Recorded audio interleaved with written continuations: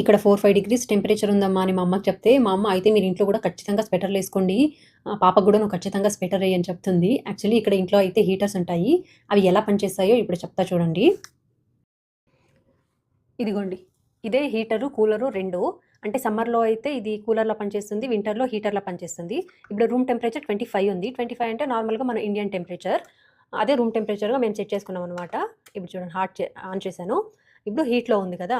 హీట్‌లో కూడా మనం సెట్ చేసుకోవచ్చనమాట. మనకి 25కే చాలా లేదా 26, 27 అలా ఎక్కువ చేసుకోవాలా, తక్కువ చేసుకోవాలా మనం ఎలా కావాల్సిందో అలా చేసుకోవచ్చు. అండ్ దీన్నే సమ్మర్‌లో అయితే కూల్‌లో పెట్టుకొని ఇక్కడ కూడా సెట్ చేసుకోవచ్చు.